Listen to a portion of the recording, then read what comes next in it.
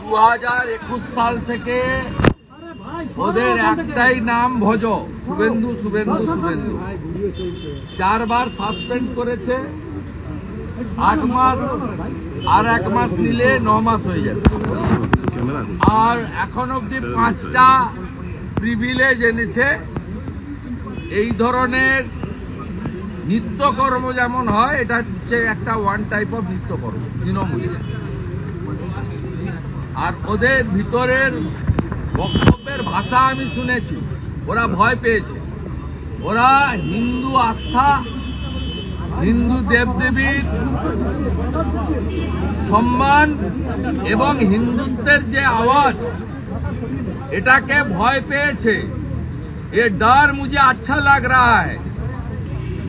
ওরা ভিতরে যে বক্তব্যগুলো রেখেছে মমতা ব্যানার্জির কর্মচারীরা, ওরা তো পলিটিক্যাল লোক নয়।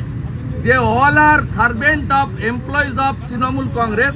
Trinamool Congress not at all a political party, it's a private limited family company. They all are employee.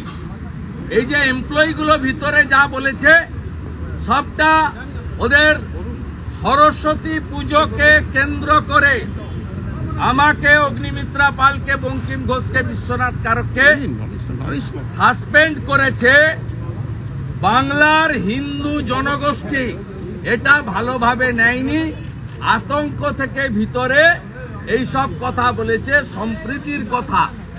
কি সম্প্রীতি? কেন হাইকোর্টে যেতে হয় সরস্বতী পুজোর জন্য?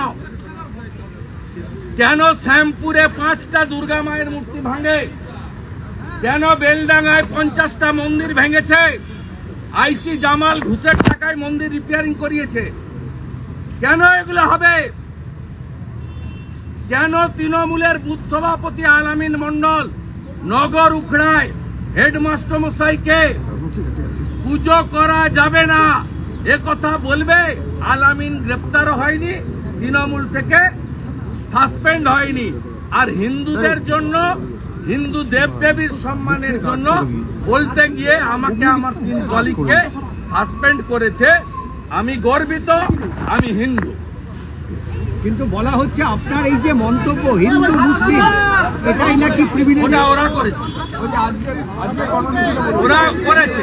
হিন্দু সরকার, আমাদের লড়াই কোনো সম্প্রদায়ের বিরুদ্ধে নয়, লড়াই সরকারের বিরুদ্ধে, পুলিশ মন্ত্রীর বিরুদ্ধে।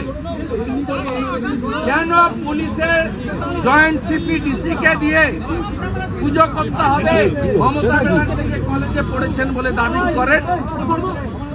আমাদের বক্তব্য পুলিশ এবং সরকারের বিরুদ্ধে, এবং এই সরকার অ্যাপিজমেন্ট করছেন, তুষ্টিকরণ করছেন।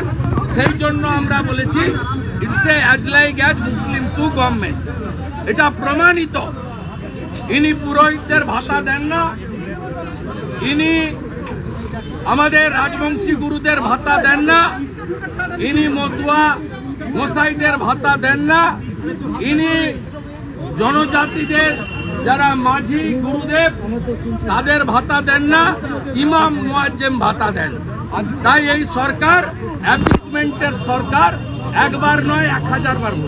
দাদা আজকের কর্মসূচিটা, আজকে আমরা বিধানসভার সিঁড়িতে সাসপেন্ডেড এমএলএ সহ বিজেপির সব এমএলএরা আমরা ধর্ণা দেব, আমরা বক্তৃতাও করব, স্লোগানও দেব, এবং আমাদের বক্তব্য এবং কর্মসূচি কমপ্লিটলি লাইভে যাবে। বিজেপি লেজিসলেচার পার্টির পক্ষ থেকে একটা ফেসবুক অ্যাকাউন্ট ওপেন হয়েছে, সেখান থেকে দেখতে পারেন, আমার অ্যাকাউন্ট থেকে দেখতে পারেন, অন্যদের অগ্নিমিত্রা পাল সহ যাদের এফবি অ্যাকাউন্ট আছে সেখান থেকে দেখতে পারেন। সেখান থেকে আপনারা নেবেন, আমরা সেখানেই বক্তব্য রাখবো।